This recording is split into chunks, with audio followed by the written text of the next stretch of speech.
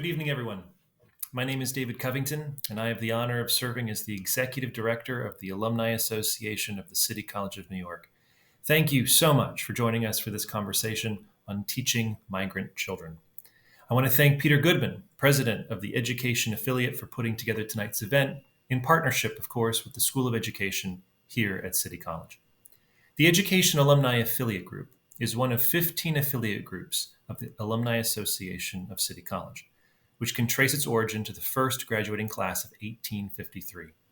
Through the years, this association has grown, incorporated, changed a lot, and we are a membership-based, independent organization operating on the campus of City College.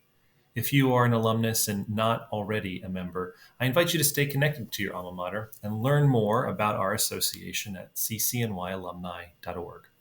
Some of our upcoming events include Alumni Night at MetLife Stadium with the New York Giants, a financial seminar with the Business and Economics alumni, and an art-making workshop with acclaimed artist and alumna Susan Manspizer. Tonight's event is purposefully set up as a large meeting, meaning that later in the program, you will have an opportunity to unmute yourselves, ask a question, and engage with our moderator and guests if you wish to do so. Until then, please remain muted. And at any point in the presentation, if you wish to ask a question, you can send your message in the chat function, and the moderator or I will flag it for discussion. There will also be an opportunity toward the end of the event for you to unmute yourself and ask a question directly. We also recommend that you view tonight's presentation in speaker mode. Without further ado, let me hand things over to the president of the Education Alumni Affiliate Group, Peter Goodman. Peter? 400 years ago, the city of New Amsterdam was formed. And we were at that time, from our very inception, a city of immigrants. And of course, we have been ever since. Last year, 20,000 students came into the city as migrants from countries all over the world, mostly from Venezuela, Colombia, and Ecuador, but from Guatemala and many other countries. And the school system was sort of overwhelmed, and many schools were poorly prepared. But we've been educating migrant children for many years, and there are people in our system who are truly expert in doing this, who have researched it, have run schools, and some just for immigrant children. I'd like to first introduce Professor Kleyn from City University to just spend a few minutes talking about grounding principles of teaching migrant children. Professor Kleyn?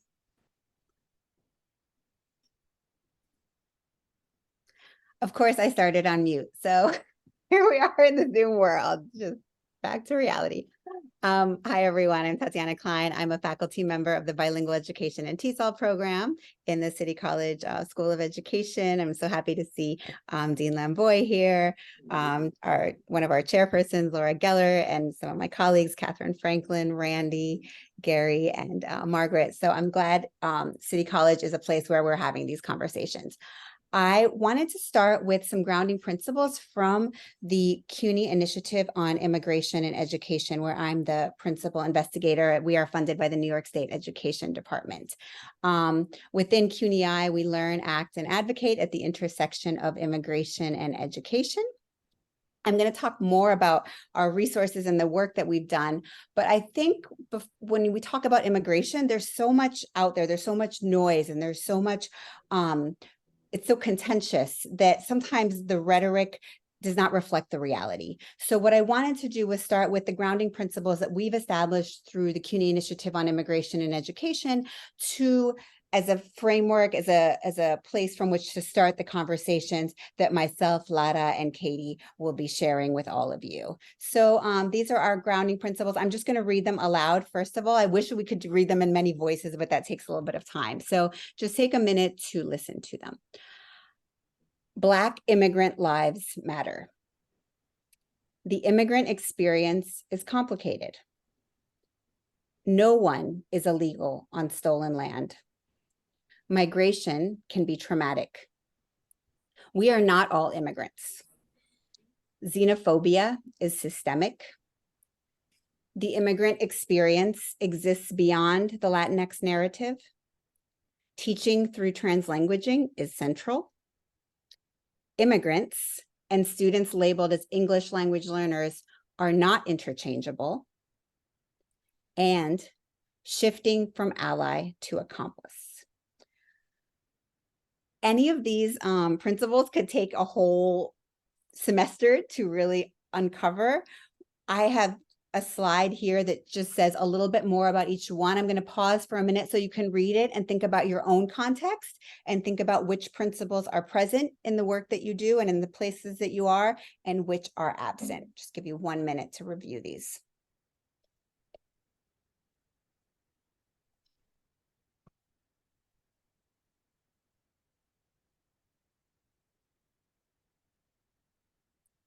And you can see there's a QR code if you want to read about them a little bit more deeply.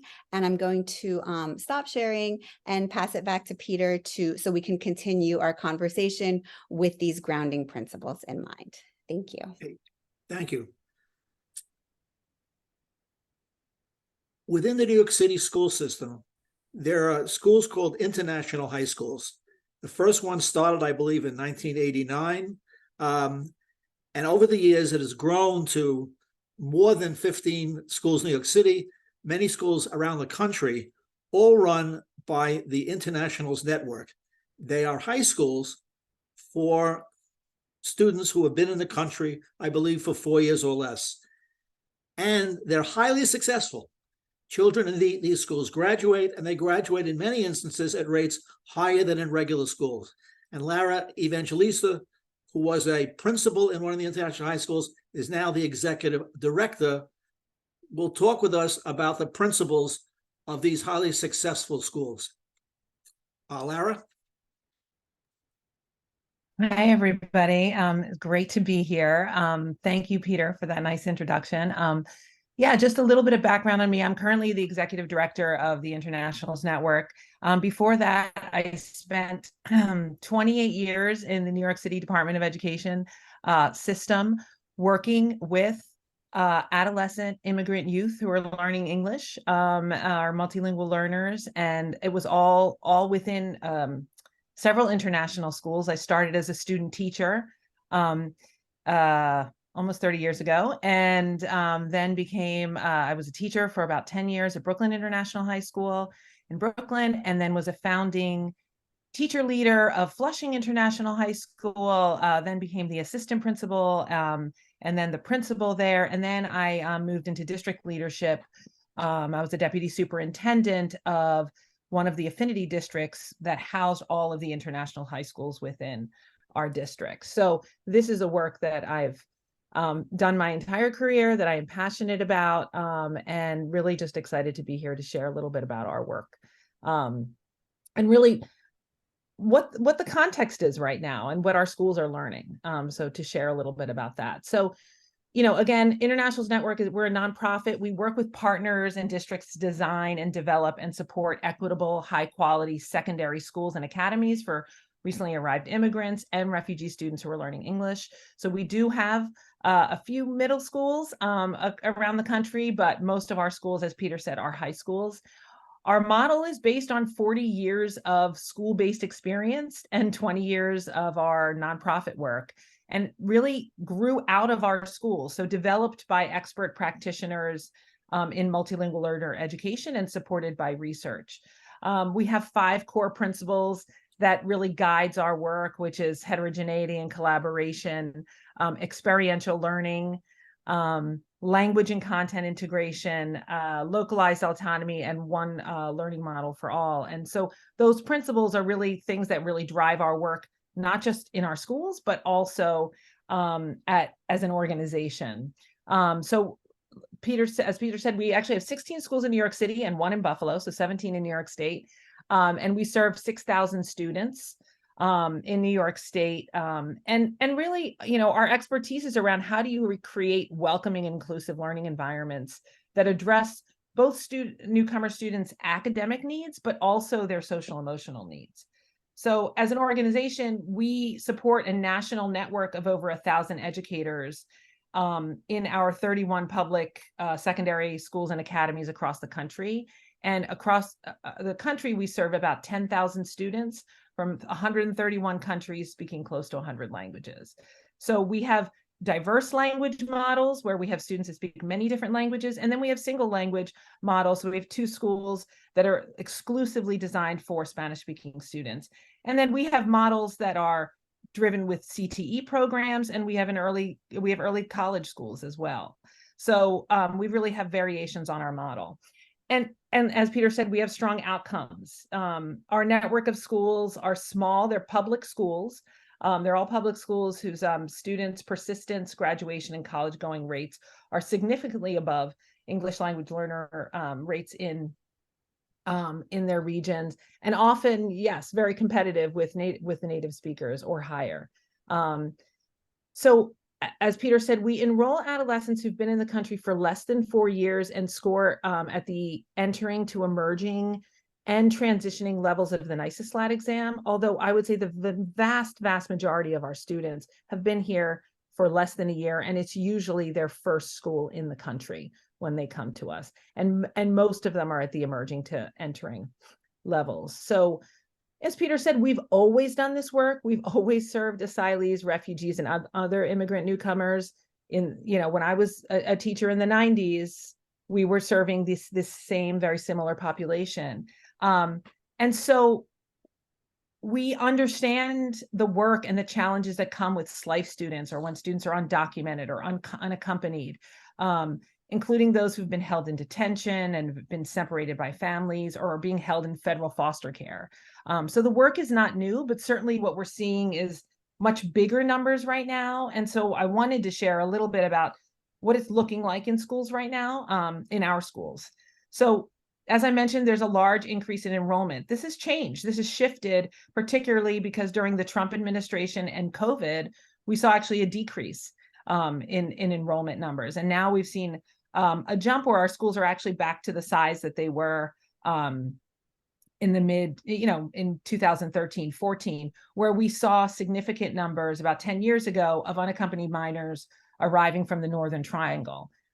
Similarly, the groups now, and to the groups that we were receiving 10 years ago, they need legal services. They need a lot of additional services. But the big difference is how many more students now are in temporary housing. And I know you've been hearing a lot about the housing issues across the city. And that's a big change from the past. We've always had students in temporary housing, but the numbers are much higher. And this, creates an additional level of instability and uncertainty for students and families. So that's something for our schools. They're really thinking about, like, how are we creating kind of that stability for students here in school, knowing the instability that's happening outside of school. The majority of students, as Peter said, arriving from the southern border are generally Spanish speakers, but in fact, we're seeing a lot more students who are with indigenous languages, particularly from Guatemala and Ecuador, and higher numbers of SLIFE students given all the interruptions in learning from the pandemic. And so just like, we talk about learning loss here in the United States, that was happening around the world, right? And so we're seeing higher numbers of SLIFE students. And I think the other interesting piece is that this is really a reflection of global migration. So sure, we're getting a lot of students coming from Latin America, but they're not just Latin American students, right? A lot of students from West Africa, Asia, the Middle East are actually coming to Latin America, traveling north and crossing the border.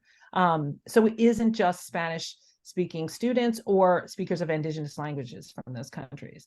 So what can be passed on from our learning? Because a lot of times people say, well, you have this whole model, you have a school that actually, that's all designed particularly for these students, but like, what can I do in my school, right? Where I may not have a whole school that's designed. Maybe we have 20 students.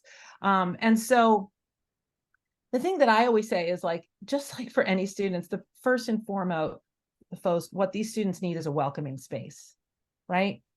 In order to learn, you have to be in a safe space. And so that's for any child, but particularly for students who've, been seeing a lot of disruption, may have experienced trauma. So just thinking first and foremost for students, like, what kind of stability and predictability are we creating in our school environment, right? What is their period by period experience like for these students? What are the opportunities to build community for these students right away, right? Are they paired with a buddy, for example? Is there someone in their class who speaks their language? Is there a caring adult who can bring the students together in a more informal space, like an advisory setting, or where students can connect with each other and that adult to start building some community? A smile goes a long way. A lot of these students, I mean, I always say that, like when a lot of times teachers come and say, I'm so worried, there's so many things I have to do for them. They haven't learned this, they haven't learned that. And I'm like, give them some time, give them a smile, and make them feel safe and welcome. And that is setting you off on the right path, right? The second thing I would say is meaningful multilingual communication, right? Like scanning your own community, what resources do we have that we can support these students with? Like, what are the languages that are spoken within our school with our staff, with our other students, with the families of our other students? How can we tap into that? Also knowing that the DOE has a language access office that provides written translation for families, for any family-facing document that can be used. And their interpretation line is incredibly helpful. They interpret like up to 240 languages. When I was a school principal, we used that constantly with families, particularly for languages that were really hard. We had a lot of internal capacity for a lot of languages, but MAM, for example, a language in Guatemala, was very hard for us. We didn't have that internally, and even some of our CBOs didn't, but we could get that through the translation unit and be able to engage families. The next thing would be to get to know your students. What are the push-pull factors with every immigration wave changes, right? And better understanding the context from which students arrive doesn't only support your instruction, but also is another way you make students feel welcome and cared for. When you ask them questions about where they're from and their experience, it gives them a sense that people around them care. So it also will help you build on their assets and not just simply focus on the perceived deficiencies, right? So like, what are the assets these students bring that are bringing to the classroom that we can build on? The next thing I would say would be to really think about how you're fostering collaboration. Collaboration is the first piece of one of our core principles as internationals. And it's really because this work cannot be done alone, right? Collaborate with other educators in the building to support this community, right? It cannot fall on one person. These students need teams of support, and educators need teams that they can lean into to try to figure out and problem solve and create these spaces together. View family members and guardians as collaborators because they possess valuable information about their children's academic history and hope for their academic success. Families overwhelmingly what we found is families want to support their child, right? But they often have to figure out how to navigate school systems, right? When you add language and structures. And so figure out ways that you can collaborate with families. Collaborate with partners. There's so many wonderful CBOs and agencies that can provide insight and additional support. The last piece would be that I would say is to remember that we need advocates for these young people, right? Be an advocate. These students and families often don't voice the needs and concerns they have because of language, or they don't understand how to navigate the systems yet because they've just arrived. They need advocates in the system who can be their voice and guide them towards the pathways to success. And so, I think, again, thinking about your collaborative team is like, who can do that? So those are a few of the learnings we've experienced. I'm going to add my, contact in the chat. So I'm happy to respond to any questions if you want to email me. I also wanted to share that many of our schools are lighthouse schools in the DOE. And so we do have lighthouse visits throughout the year that the DOE coordinates for people to come and see what the work looks like in our schools. I think I can share very quickly. I think we have about 6 visits coming up in the fall, and I will add a link in the chat to places where you can register for those visits. Thank you. Let me add one thing. I visited many of the international schools, and people ask me, so they have a model that works all the time?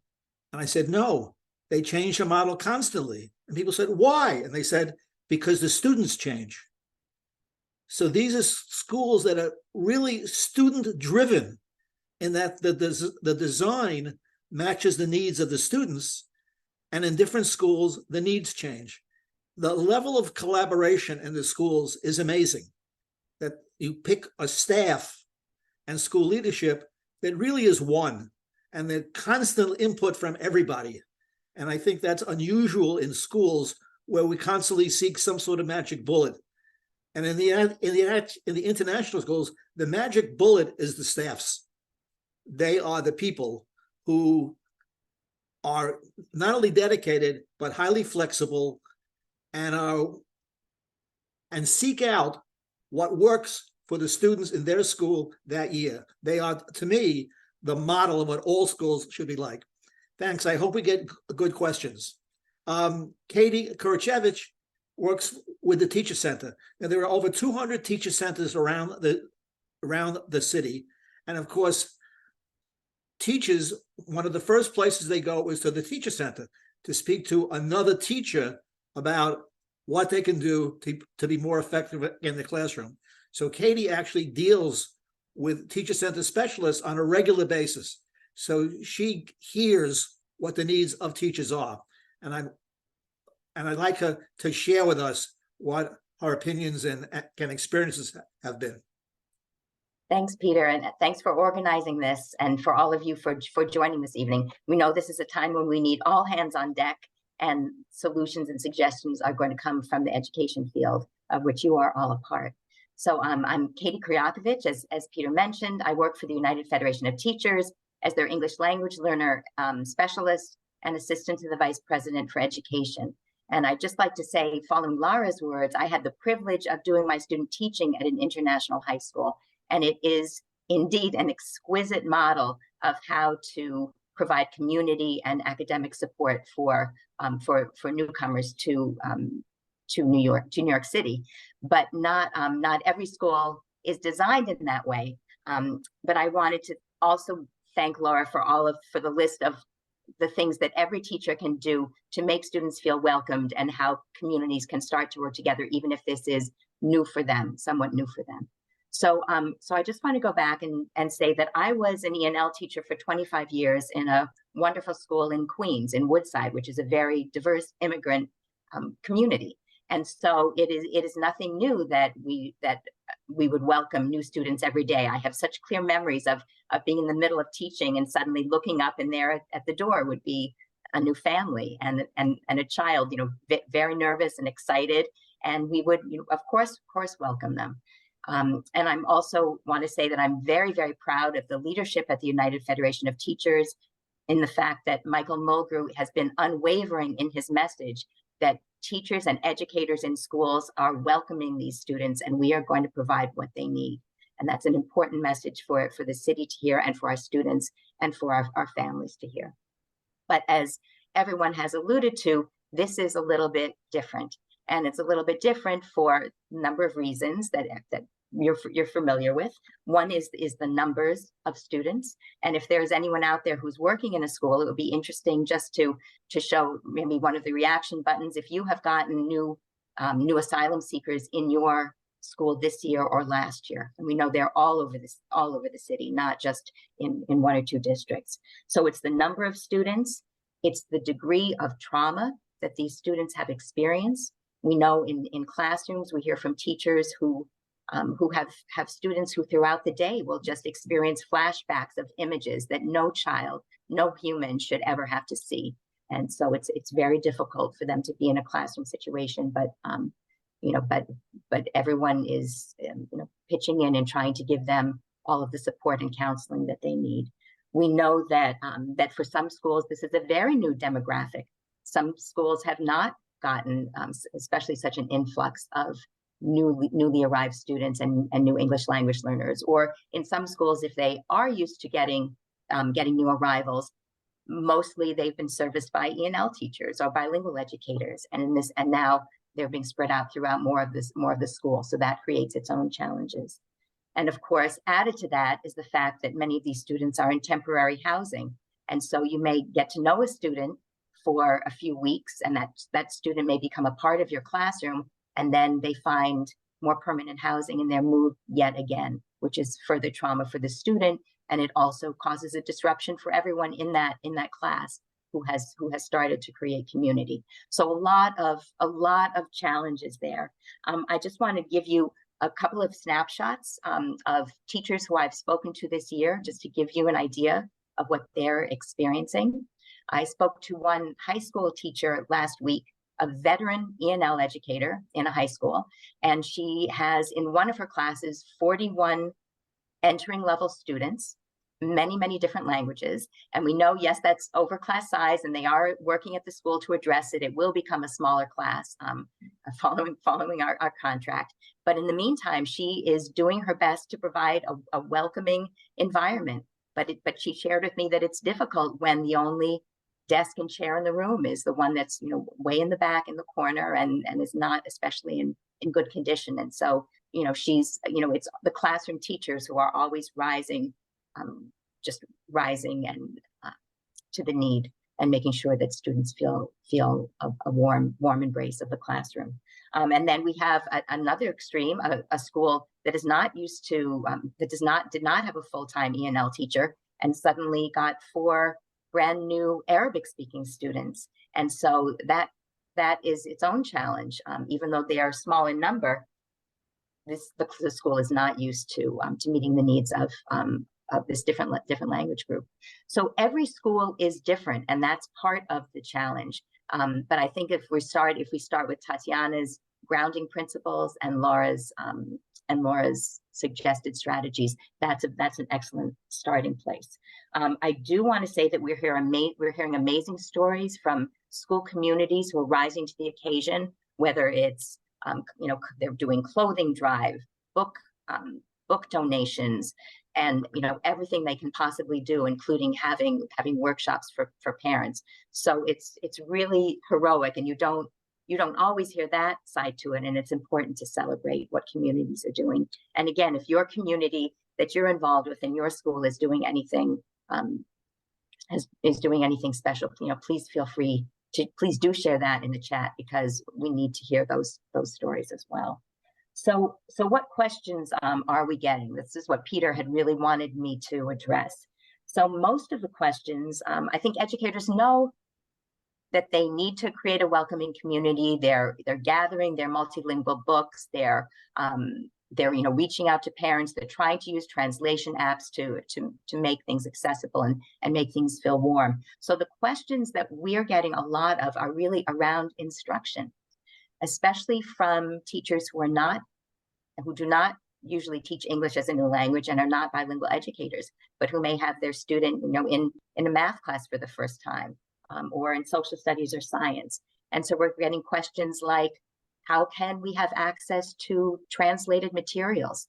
Not all of the curriculum is translated. Some of it is. We have a new ELA curriculum that has been translating it into Spanish, but not everything is. And then the question comes up, well, if we don't have translated materials, how do I help to translate it? And what should I translate? Because we don't want students to lose content. We want them to be keeping up in their home language while they're gaining English, but we also do want them to be gaining English. So where do you balance using translation with using some strategies and scaffolds and supports? And if you're going to use scaffolds and supports, what are they? What are the ones that are appropriate? And how can I quickly learn? We know you can't fast forward professional learning. It takes time. And so we're asking educators to be patient with themselves and with their students as they build their toolboxes of meeting the needs of students. But, you know, educators, they're not so patient when it comes to filling student needs. And so they want to know what they can do now. And the other question that many have is around our SIFE students with interrupted formal education. And in that aspect, we're actually getting a lot of questions from our bilingual educators, even though we would expect that they are very experienced in welcoming this group of students.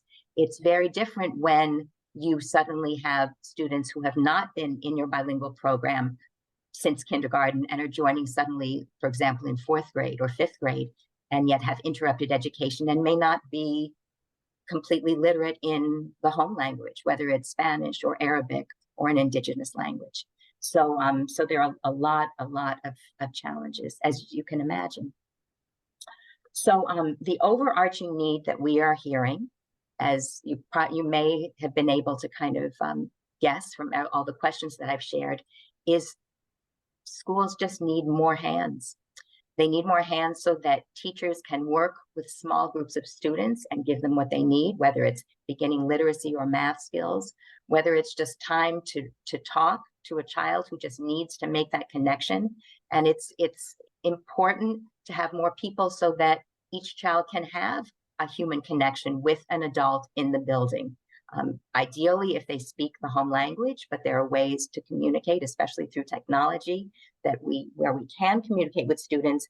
But it's very, very tough when you have 32 kids in the class to be able to carve out that time.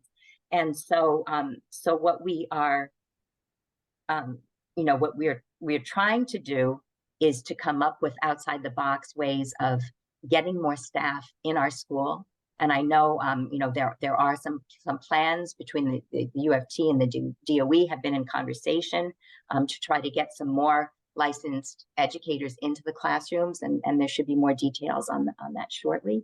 But we know that teachers need the human support too, and so we've been doing as many school visits as we can. I'll at the end of this, I'll put my email in the chat, and I'm always available to come and visit schools and help talk through what is going on and offer some suggestions and tell you where you might have voice in your school to try to speak up for yourselves and your students. But we know that the human touch is very important. And so one of the frustrations is that we have been advocating, and our president has been advocating for more connections between the Department of Education and individual school buildings. We think that if a school is welcoming 40 new families in 1 week, which we know has happened, we think that there should be someone from the district or from the Central Department of Education to come and show up and ask, what do you need? What is going on in your building? Maybe we won't be able to fulfill all your needs, but we want to hear what those needs are, and we want you to know who we are so that you can reach out. And so that I would just like to say that that's my own personal frustration that I have found to be frustrating in this situation, and hopefully that will be remedied at some point. So I in the chat, I'm just going to put a link to a page that we've put together at the U of T on our U of T webpage, and that is resources to support teachers of newly arrived the newly arrived students. We know that teachers don't have time to wade through multiple resources, and so we've tried to keep it just a one-pager. It includes some videos that schools can use for professional learning as groups, not just as individuals. It includes tips for social and emotional learning, and then it has many of the suggestions that Lara started us out with, such as being patient with yourself and creating a welcoming environment. Just some quick tips to get started. So it's not enough. We need more people in the classrooms, and trying to get there as much as we can. So I'm going to put my name and email in the chat, and please feel free at any time to reach out with any questions if you'd like to talk through what's going on. Okay. Thanks. Professor Kleyn, you mentioned the CTLE courses. A lot of people aren't aware of what they are and how they could register for them. Perhaps you can give us a little about what the courses are and how people could register for them. I would love to. Do you mind if I just start with my whole presentation? Because it's totally in there. Sure. Awesome. So as I mentioned before, I started with our CUNY-IIE guiding principles. Both Lara and Katie talked about the importance of reaching people through their home languages. So we have those translated in a number of languages. These are just 3. So I want you to know that these are great starting points for conversations with educators and with students as well. So now I'm going to just tell you a little bit about the work that we do at CUNY-IIE and specifically the resources that we have. And as Peter has highlighted, the CTLE courses and other opportunities we have for educators. So we work at the intersection of immigration and education. We are in our last year of funding, so we know that what lasts is policy changes. So we're working on those at the state level. I will be sharing about CTLE courses. We are working to start the third immigrant center at CUNY, which will now be housed in our CUNY-IIE space, thanks to Dean Lemboy for being so generous. And it was called the Student Resource and Research Center. So if you are a professor or a student at City College, know that there will be a specific space dedicated to support immigrant students and specifically those who are undocumented. We have a number of different events I'm going to be sharing with you, and a very important group called UndocuEDU, which are directly impacted. Many of them are undocumented with DACA, current and prospective educators, because for some of them, they have so much to offer. They understand the immigrant experiences, but unfortunately, sometimes the doors to student teaching and even to working as a teacher are not open. So within CUNY-IIE, we have a number of videos. This one, the Supporting Immigrants in Schools, was actually filmed in one of the International's high schools. And then we have one at the elementary school as well. And I think I'm going to play just a little bit of this to show that we can be talking about immigration issues with all of our children, even our youngest ones. So I decided to read the book El Muro. El Muro stands for the wall. And I think it was very relevant to the current events in a fiction way. Casas. Can you tell me why you teach about current immigration issues to your students?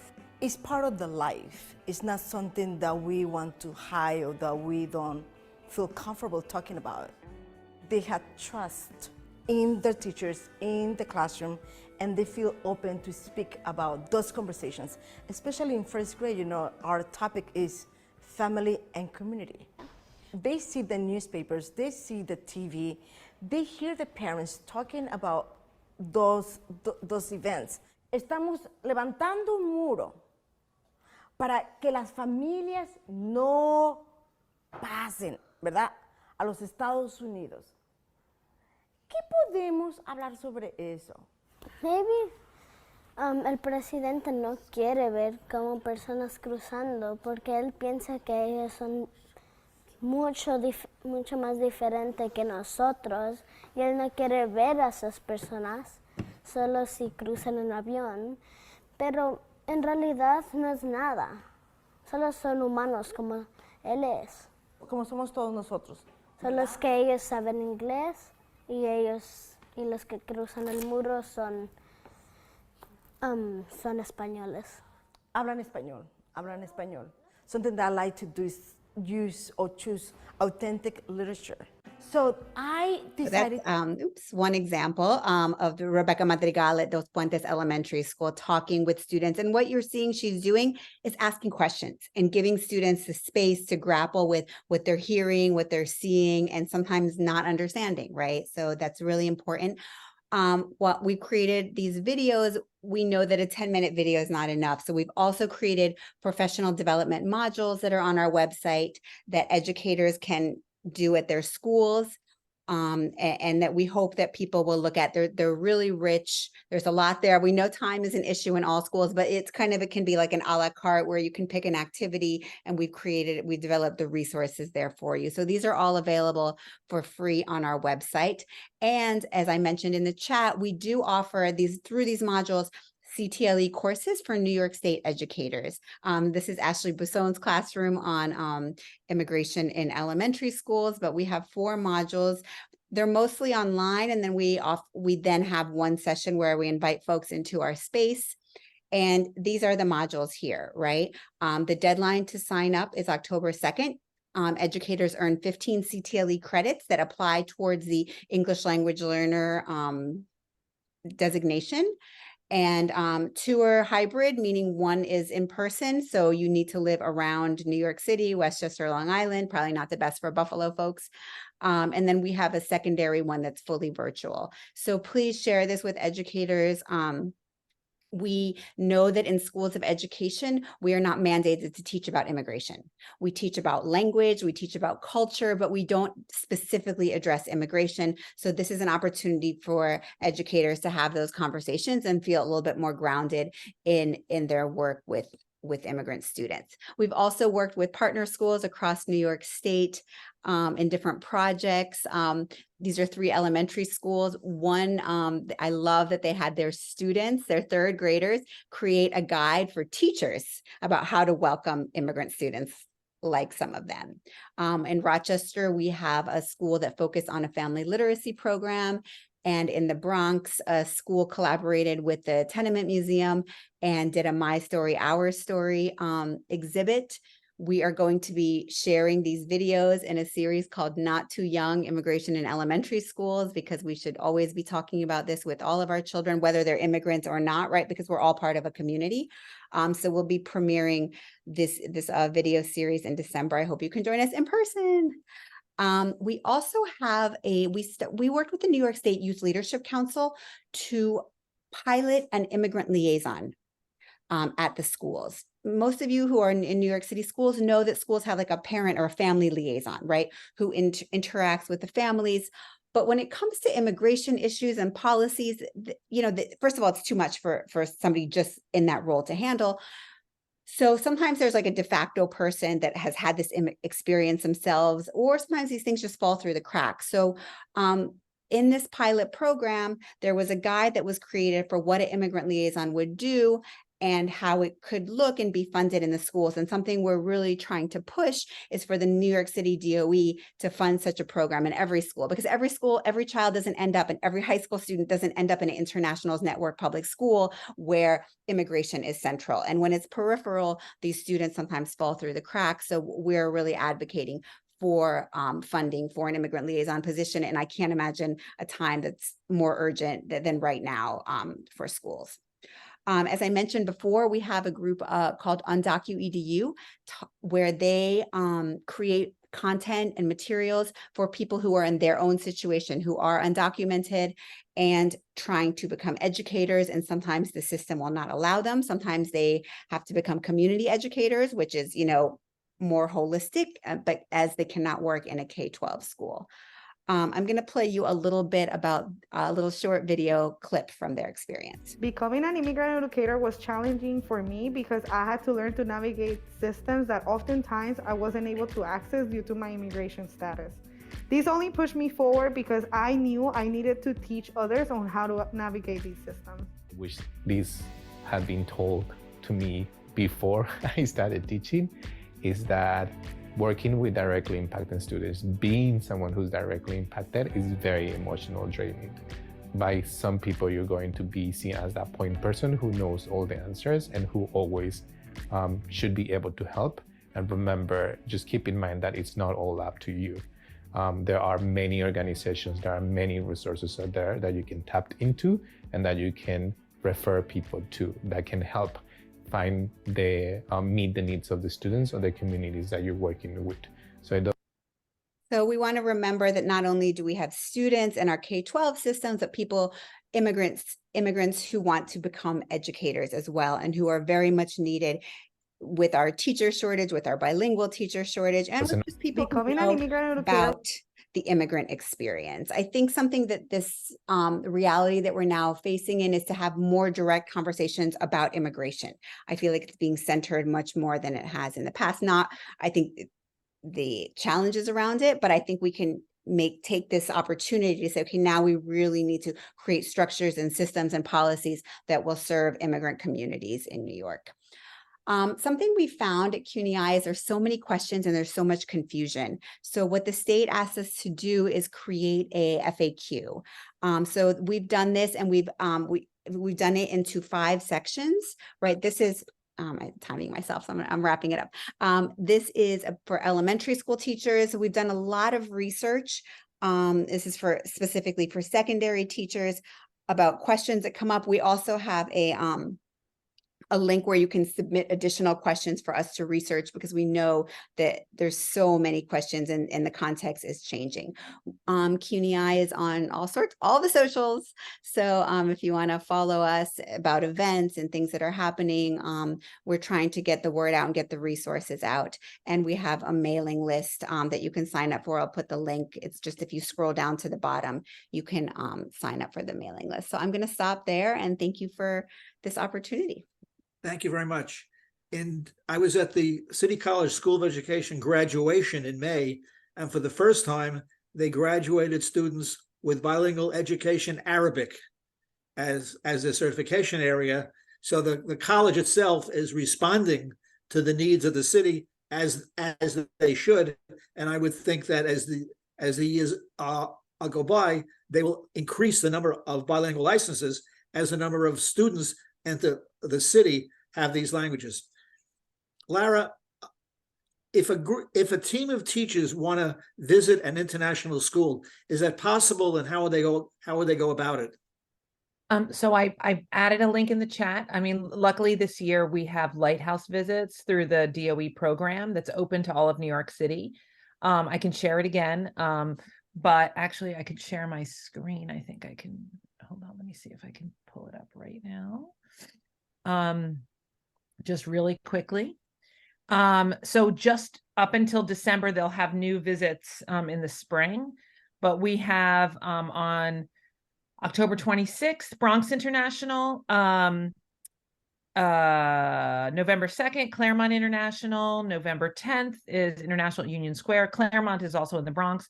The 15th of November, Crotona International, also in the Bronx. December 7th is Flushing International High School. And then December 13th is Pan American. So those are open visits through the Lighthouse collaborative. And I will put it again in the chat for anybody who wants to attend.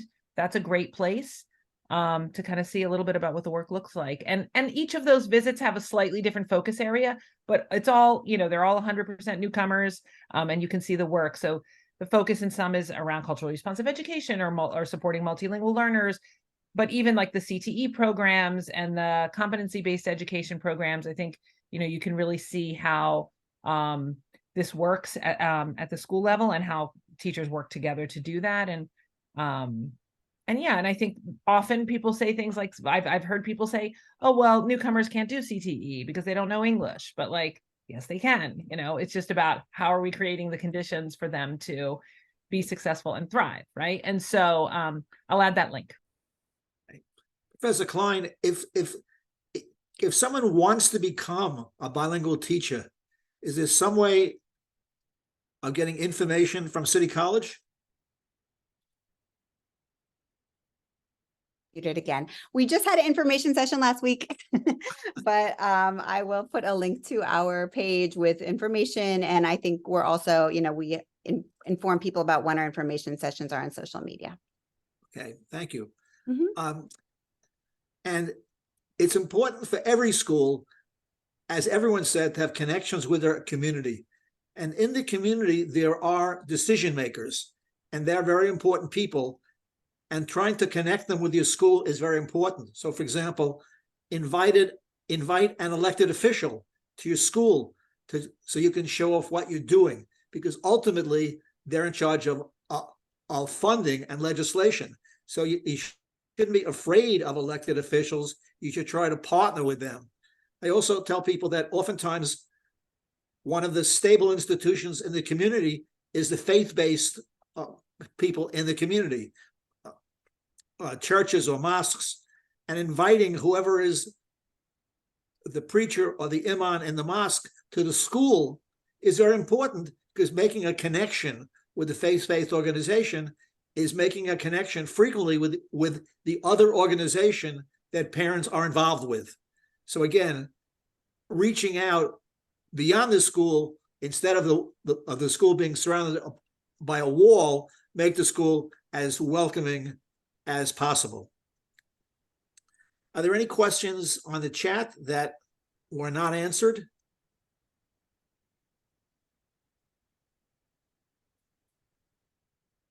I don't see any.